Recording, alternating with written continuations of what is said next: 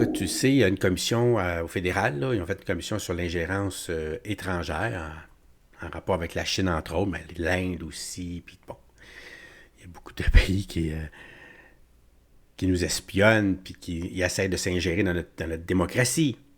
Puis ils vont, là, ils vont pas dans les urnes là, pour contrôler ça, là. C'est pas là que ça se passe, là.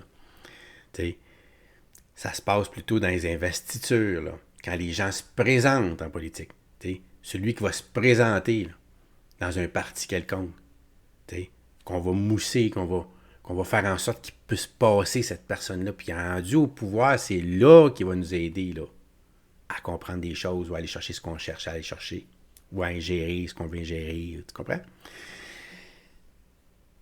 Fait que c'est sûr que c'est tout un monde qu'on connaît pas, ça.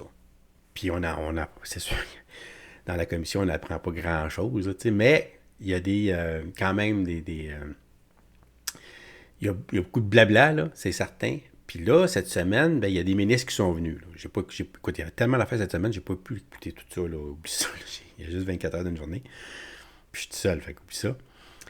Mais quand même, il y a une passe en français, parce que ça se passe tout en anglais en plus de ça. La vaste majorité de tout ça, ça se passe en anglais, malheureusement.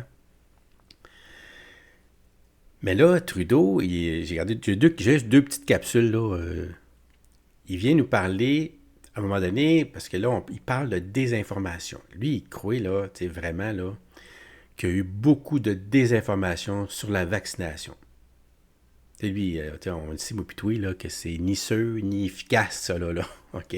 La commission d'enquête l'a montré, l'a démontré, l'a prouvé, là. C'est tout solide, là. Il y a des milliers de pages qui le montrent, là, des centaines de témoignages qui l'ont démontré, là. T'sais, que c'est ni sûr ni efficace, là. C'est une roulette russe. C'est sûr que si toi, tu l'as fait et que tu n'as pas eu de problème, de quoi qu'il parle, là, non. Tant mieux pour toi, OK? Quand tu as la roulette russe, c'est sûr que tu ne pogneras pas nécessairement la balle, là, mais il y en a qui l'ont pogné la balle. Puis qui étaient eux autres en pleine confiance. Là. Mais écoute, ça a fait énormément de mal. Puis tu sais comment est-ce qu'ils nous ont traités. Mais lui, il croit encore, dur comme fer, là, qu'il était du bon bord, là. Puis qu'il n'a pas fait de mal à personne. Puis que c'était de la désinformation de dire que la vaccination, c'était peut-être pas bon, là. Écoute-les, là, parce qu'ils parlent de ça pour parler de la désinformation en général, là. Écoute ça. Les campagnes de désinformation, on en a vu énormément, plus en 2021 qu'en 2019, mais que ce soit au niveau des théories de complot par rapport à la vaccination, que ce soit au niveau des théories de complot par rapport au Forum économique mondial ou d'autres, ou des attaques personnelles contre moi et ma famille. Oui, il y a eu de la mésinformation et de la désinformation pendant ces campagnes-là. C'est une situation super facile, surtout quand ça touche la famille. Mais ma question, c'est concernant, vous connaissez la puissance des médias sociaux, évidemment. Vous avez fait de la campagne en 2015 grâce aux médias sociaux, justement. Ça vous a certainement aidé dans cette campagne-là. Je me demande, est-ce que vous pensez que les campagnes de désinformation que vous dites qui semblaient être importantes en 2019-2021, pensez-vous que ça a eu un effet sur les électeurs lors de ces campagnes électorales? Ben, tous les partis politiques utilisaient des médias sociaux comme moyen d'aller chercher des votes et chercher des électeurs. Donc, certainement, les médias sociaux ont joué un rôle important dans ces deux élections-là. Mais je parle des campagnes de désinformation spécifiquement. Pensez-vous que celles-ci ont pu influencer la décision de certains électeurs? Ben, je pense qu'on voit que la mésinformation et la désinformation a un impact sur énormément de gens. Les milliers de Canadiens qui croyaient que la vaccination était plus dangereuse que la maladie de COVID-19 elle-même sont un exemple de gens qui ont été affectés, des fois de façon mortelle, fatale, par la désinformation. C'est ce qu'il dit. Il dit qu'il y a des gens qui sont morts à cause de la désinformation parce qu'ils n'ont pas été se faire violer. Fait qu'à cause de ça, ils sont morts. Imagine. Mais il ne te parle pas de ceux qui ont été en toute pleine confiance, les yeux fermés. Parce que c'est pas des scientifiques, là. Puis ils croient, là. C'est la croyance. T'sais, moi, j'ai rien contre les croyances. Hein. Les croyants, il y en a, puis tant mieux, ils sont bien là-dedans. Là. Pas de trouble avec ça, moi. Que tu crois en la science, que tu crois en Dieu, que tu crois en ce que tu voudras, là. T'sais, c'est ça qui fait vivre, qui te fait bouger, qui te fait aller dans le trou là-bas. Écoute, vas-y, là. Mais c'est faux de dire que c'est de la désinformation de dire que c'est sûr et efficace, cette vaccination-là. Qu'est-ce que tu veux que je te dise? Il y a des milliers de personnes, il y a des centaines de personnes qui sont mortes parce qu'ils vous ont écouté.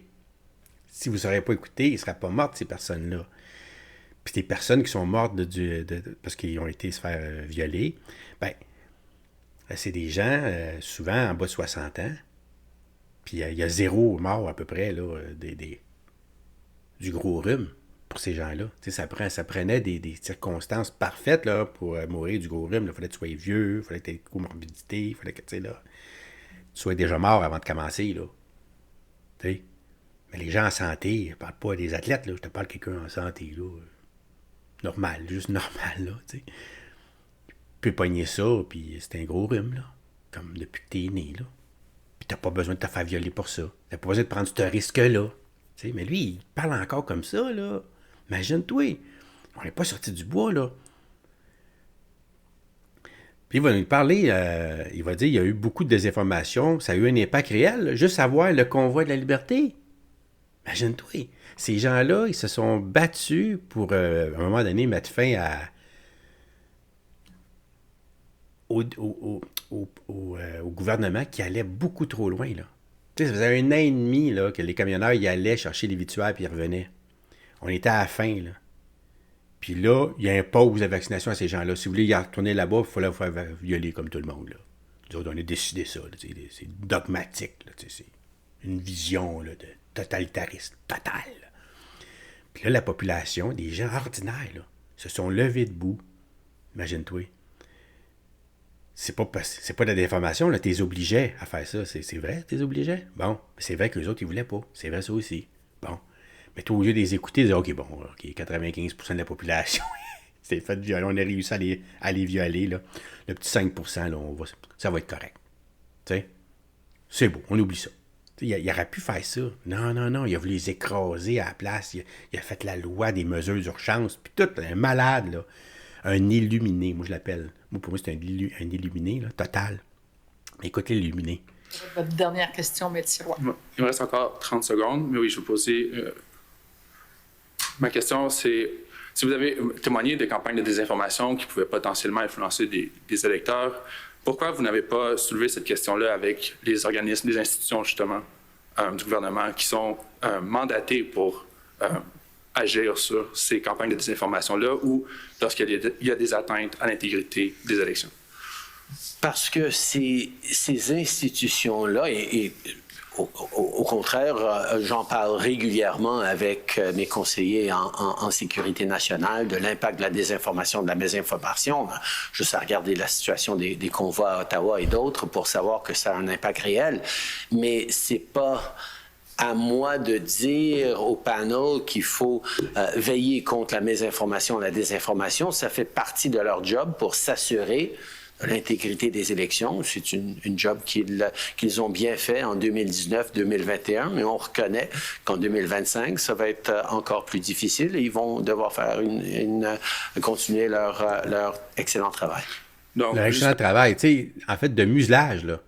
Parce que quand il parle de désinformation, ce qu'il faut comprendre maintenant, c'est qu'à partir du moment que tu parles contre le gouvernement, ce qui prône le gouvernement, c'est automatiquement de la mésinformation, de la désinformation. T'sais? Fait que là, il n'y a plus des pour, des contre, des opposants, des gens qui pensent d'une façon, des personnes qui pensent de l'autre façon. Là. Ça s'en vient de plus en plus. Là. Nous, on détient la vérité.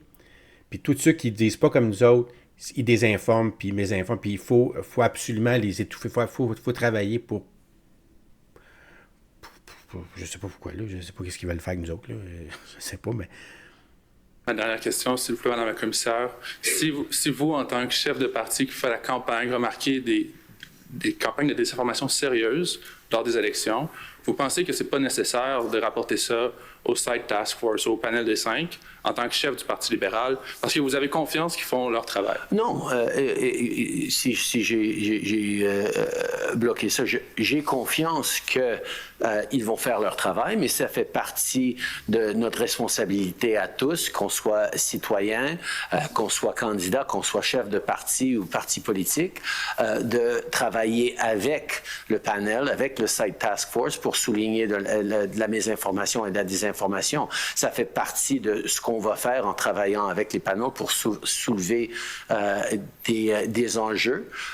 Mais le panel ne dépend pas de nous pour faire leur travail non plus. Mais oui, on peut absolument participer et on devrait.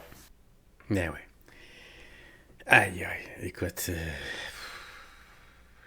quand tu l'écoutes, là, tu te rends compte là, que ces gens-là, ils veulent vraiment nous amener dans le trou là-bas. Puis,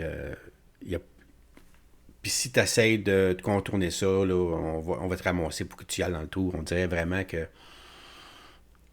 ils n'acceptent pas que tu dises le contraire de ce qu'ils disent. Ou que tu mettes en doute ce qu'ils disent. Imagine-toi. C'est pas ça la démocratie. C'est ça, c'est le totalitarisme. Puis lui, il le représente totalement, c'est le cas de le dire. Fait que je voulais te montrer là, 2 petites capsules là, sur une interview qui a duré 3 heures.